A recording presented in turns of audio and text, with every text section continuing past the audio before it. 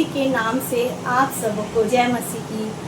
आज का वचन है रोमियो 15 अध्याय का 5 वचन, जो इस प्रकार से कहता है कि अब धीरज और शांति का दाता परमेश्वर तुम्हें यह वरदान दे कि मसीह यीशु के अनुसार आपस में एक मन रहो।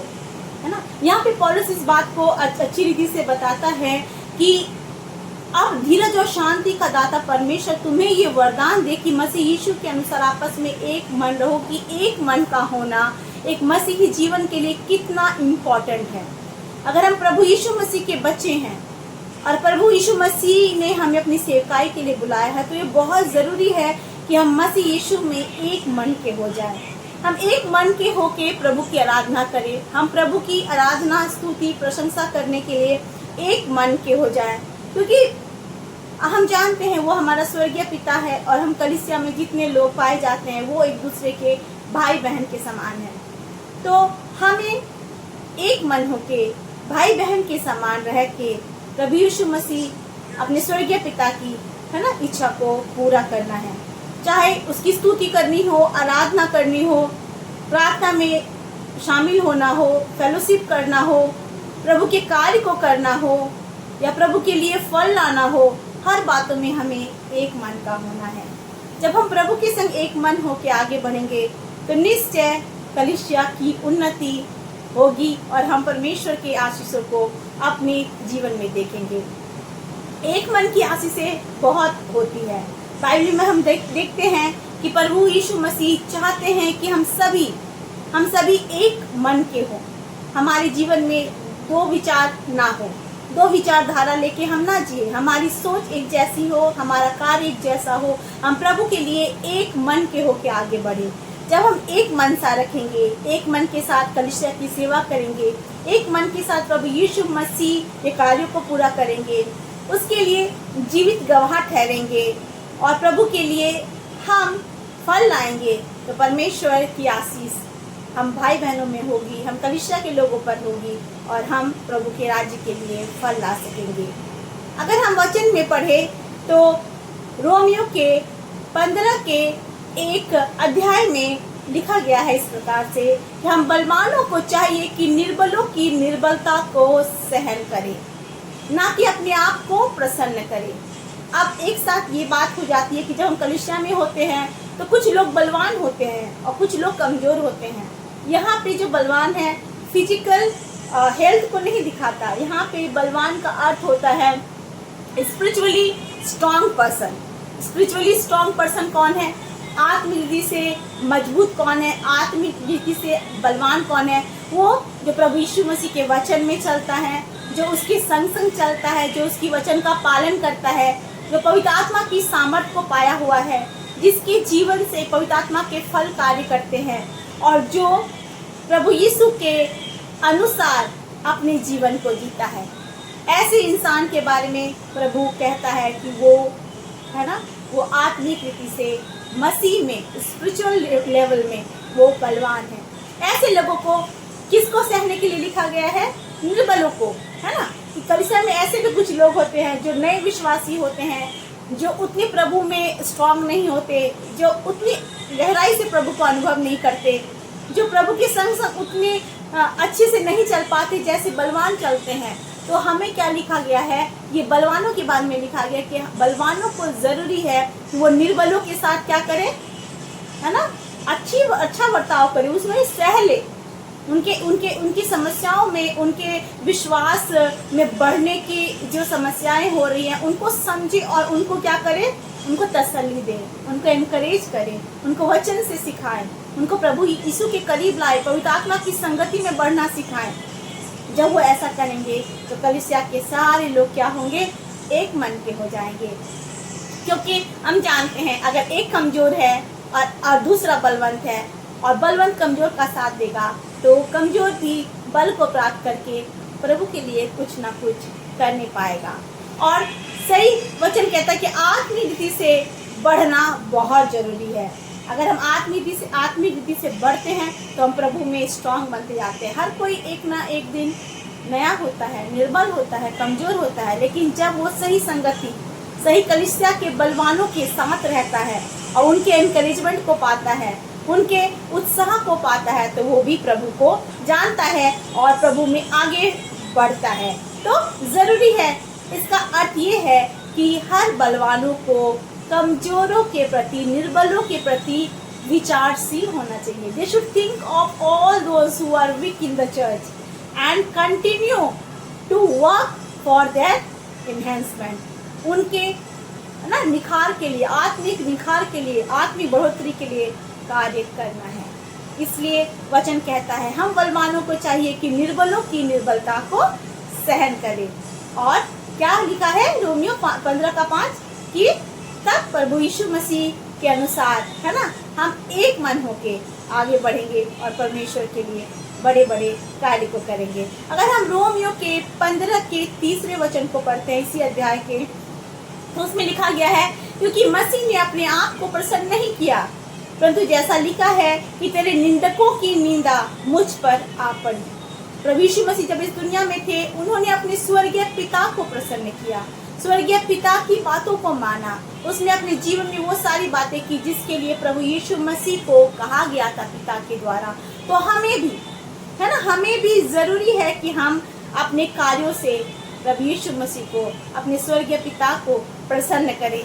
जो विश्वास में कमजोर हैं उनको हम एनकरेज करें, है ना, उन्हें भी प्रभु यीशु मसीह में बढ़ाएं, उन्हें हम तुच्छ ना जाने, उनके डाउट्स को हम क्लियर करें, उनके संग संग हम रहे और उनको बढ़ने में सहायता करें। हम सब जानते हैं, हम जैसे वचन कहता है कि वी आर, है ना, we are the temple of the lord, है ना, हम क्या है, हमारा शरीर क्या है, परमेश्वर का मंदिर है। और हम क्या है, हमारे जीवन में कौन रहता है, हमारे मंदिर में प्रभु यीशु मसीह रहता है। कलीसिया क्या है, उसी प्रकार कलीसिया मसीह के अंग है।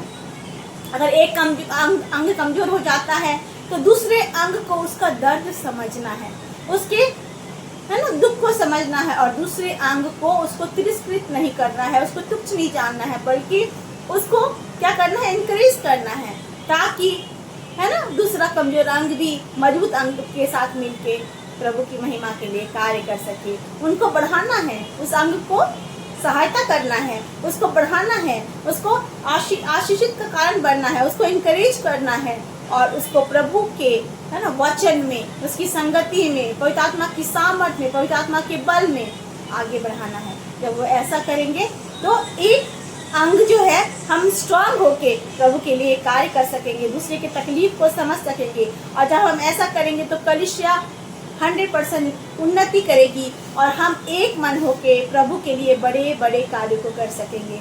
हम जानते हैं प्रियो कि आज हम अंतिम दिनों में जी रहे हैं और कभी भी प्रभु का आगमन निकट है। ऐसे में ज़रूरी है कि हम सब अपने निर्बल भाई बहनों को, जो आत्मीयता से आत्मा में निर्बल हैं, उनको इनकरेज करें। हम एक मन के होले, हम प्रभु यीशु मसीह के समान अपने स्वर्गीय पिता को प्रसन्न करने के लिए कार्य करें और उसके कार्य में आगे बढ़ के प्रभु के राज्य के लिए फल लाए। तो आइए हम प्रार्थना करते हैं। प्रभु यीशु मसीह, मैं आपका धन्यवाद करती हूँ, आपने सुंदर वचन दिया परमेश्वर पिता। इस वचन से आपने हमें सिखाया कि हमें एक मन का होना है। आपने हमें सिखाया कि हमें निर्बलों के प्रति संवेदनशील होना है, उनके प्रति ध्यान देना है प्रभु, ताकि वो भी कलीसिया में आके आपके बच्चों के साथ मिलके प्रभु मजबूत होने पाए और आपके लिए कार्य करने पाए। जब आप इस दुनिया में थे प्रभु, तो आपने अपने आप को प्रसन्न नहीं किया, आपने स्वर्गीय पिता को प्रसन्न किया। प्रभु यीशु, हम भी आपके कार्य को करने वाले, आपको प्रसन्न करने वाले, आपके कमजोर बच्चों को स्ट्रॉन्ग बनाने वाले और कलीसिया में एक मन होके आपके आराधना स्तुति और आपके राज्य के विस्तार के लिए फल लाने वाले वृक्ष बनने पाए। प्रभु, हम धन्यवाद करते हैं, आपने इस वचन के द्वारा हमसे बातें की। अगर आज कोई कमजोर है परमेश्वर, आप में बढ़ना चाहता है परमेश्वर पिता, आपका वचन उसके जीवन में कार्य करे पिता, और प्रभु वो आपकी आत्मा के सहभागिता को प्राप्त करके आप में बढ़ने पाए प्रभु। हर एक दुर्बल इंसान जो आत्मिक रीति से कमजोर है आज स्ट्रांग बनने पाए, कलीसिया एक मन होके सबकी मदद करने पाए और आज हम परमेश्वर के कार्य को सबके जीवन में शुरू करके आगे बढ़ने वाले हो जाएं। परमेश्वर पिता वचन कहता है, परमेश्वर पिता जहाँ 2 या 3 मेरे नाम से जमा होते हैं वहाँ मैं उनके बीच में होता हूँ। हाँ परमेश्वर, आप वो खुदावंद हैं जो अपने बच्चों को संभालते हैं, उनके जीवन में अद्भुत कार्य करते हैं, क्योंकि आप चाहते हैं